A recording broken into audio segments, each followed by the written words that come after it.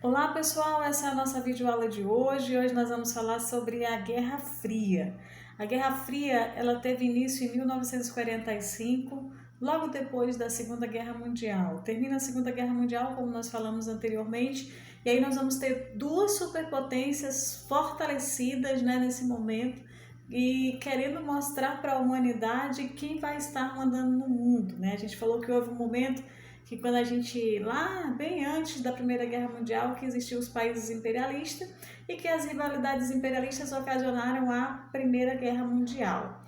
E depois da Primeira Guerra Mundial, continua, algumas nações saíram fortalecidas, e aí, como consequência da Segunda Guerra Mundial, nós vamos ter o fim dos países imperialistas, nós vamos ter uma outra realidade a partir de agora, porque nós vamos ter duas superpotências disputando a hegemonia mundial. E quais eram as duas superpotências? A União das Repúblicas Socialistas Soviéticas, hoje conhecida como a Rússia, e os Estados Unidos. Então nós temos duas superpotências que aparecem nesse momento, e aí nós vamos começar a ter um outro processo que ficou conhecido na história como Guerra Fria. Na história nada é solto, nada acontece por acaso, as coisas acontecem como consequência de um fato que marcou a história da humanidade. E a Guerra Fria foi assim também, Quando termina a Segunda Guerra Mundial, então as nações estão fortalecidas, Estados Unidos e Rússia, e começa então outro momento da história da humanidade que vai ser a Guerra Fria, que levou esse nome por quê? Porque não teve um fronte de batalha com dois exércitos degladiando, tentando mostrar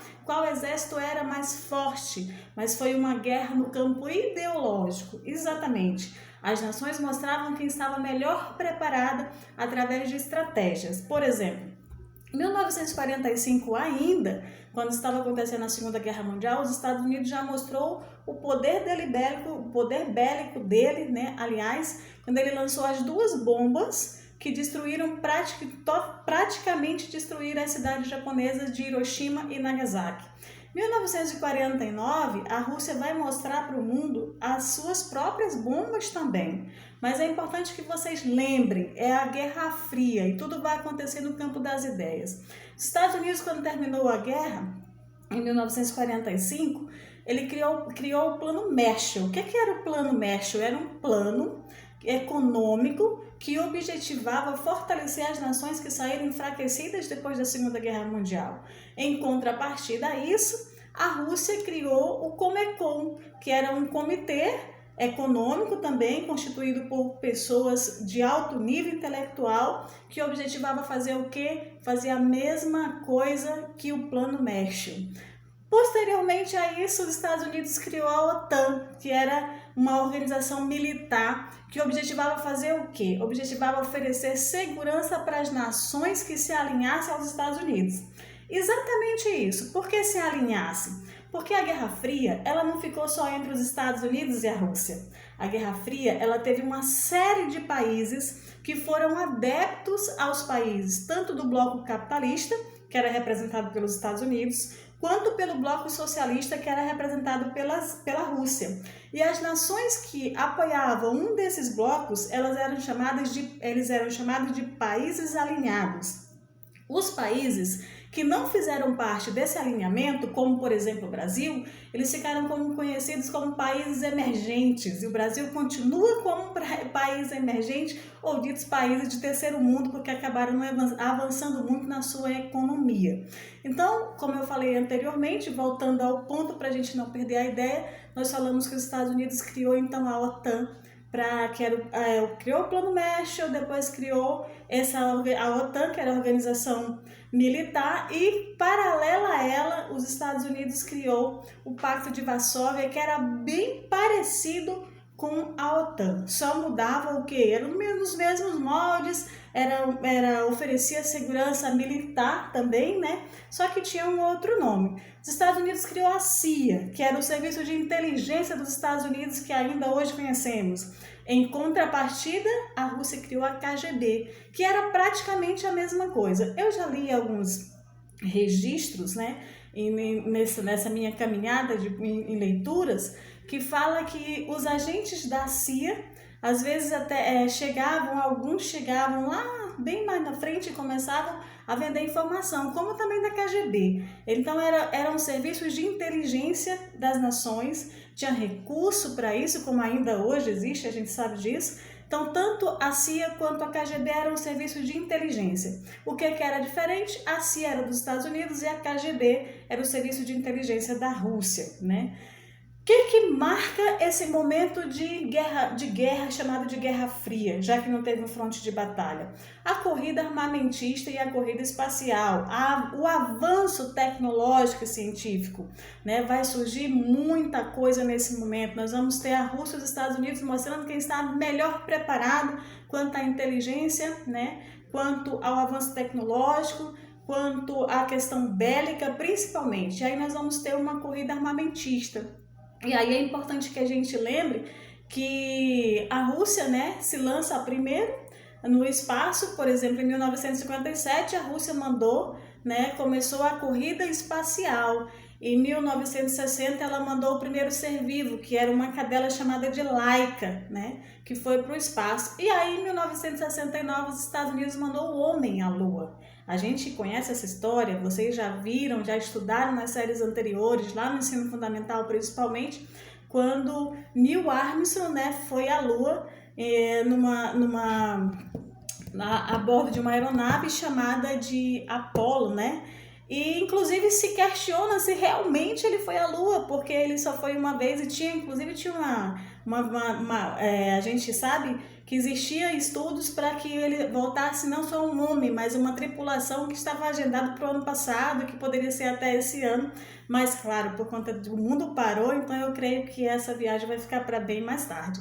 Então, pessoal, continuando aí, nós vamos ter a corrida espacial e armamentista também, que consistia no quê? Os Estados Unidos criavam um míssil, a Rússia criava um míssil com radar. A Rússia criava um submarino, os Estados Unidos criavam um submarino com radar capaz de alcançar, né, detalhes do que ele estava procurando. Os Estados Unidos lançava, por exemplo, um avião de caça. A Rússia aprimorava esse avião e apresentava de uma outra forma. E isso demorou por um longo tempo. Então isso foi a corrida espacial e armamentista. Nós vamos ter também a crise dos mísseis, uma outra fase, que foi a fase da crise dos mísseis em Cuba, né, na ilha de Cuba, na ilha de Havana. E aí o que aconteceu? A Rússia criou uma base, né, montou uma base em Havana, na Rússia, em Cuba. E os Estados Unidos, claro, tentou atacar essa base.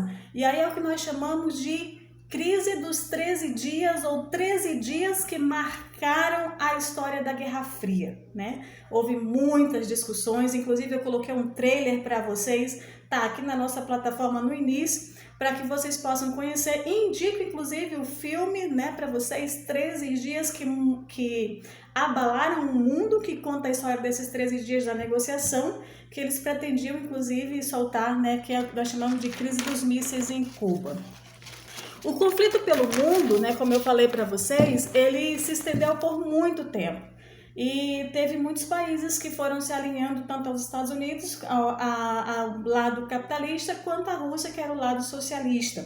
E eles eram alinhados a ele. É importante que vocês saibam que eles formavam dois blocos no mundo, um bloco capitalista e um bloco socialista. E o bloco capitalista, tanto o bloco capitalista quanto o socialista, eles eram apoiados ou pelos Estados Unidos ou pela Rússia. E um exemplo disso é a Guerra da Coreia e a Guerra do Vietnã, né? Que tinha o Vietnã do Norte e o Vietnã do Sul. Aliás, a Coreia do Norte e a Coreia do Sul.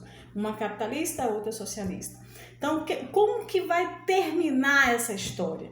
Então, a Guerra Fria começa em 1945, depois da Segunda Guerra Mundial, e ela vai tomar corpo mesmo em 1947. É uma guerra que não tem fronte de batalha, porque não tem dois exércitos, mas tem duas nações fortíssimas disputando a hegemonia mundial, e vai ter fim em 1989, com a queda do Muro de Berlim. Lembre-se, quando terminou a Segunda Guerra Mundial, eles fizeram o quê? Eles dividiram a Alemanha, né? Terminou a Primeira Guerra Mundial, a Alemanha foi dividida. Depois que terminou a Segunda Guerra Mundial, o Muro de Berlim foi levantado ali, que dividia a Alemanha Oriental e a Alemanha Ocidental. Um lado da Alemanha era socialista, o outro era capitalista. Então, com a queda do Muro de Berlim, que inclusive eu quero socializar com vocês, que eu assisti pela televisão em 1989, a queda do Muro de Berlim, né?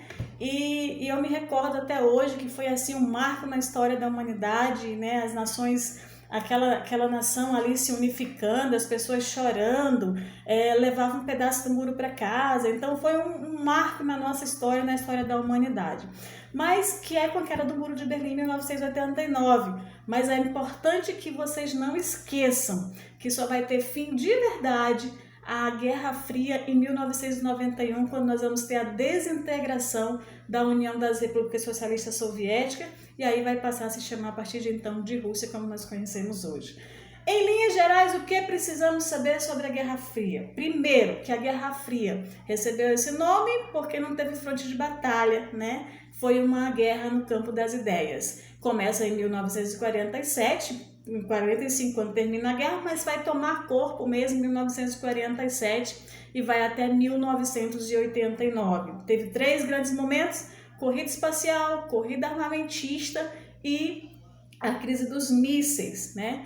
E o que marca a história? O mundo foi dividido em países capitalistas e países socialistas, para dizer quem realmente estava mais preparado, se era os Estados Unidos ou a Rússia, que teria a hegemonia mundial. Pelo caminhar da nossa economia, vocês já conseguem imaginar quem estava melhor preparado naquele momento. Então, isso foi a Guerra Fria. Foi uma satisfação estar com vocês. Um forte abraço. Estou torcendo que esse momento acabe, para a gente se encontrar na sala de aula e a gente continuar nossas aulas como elas eram, bem prazerosas. Forte abraço a todos.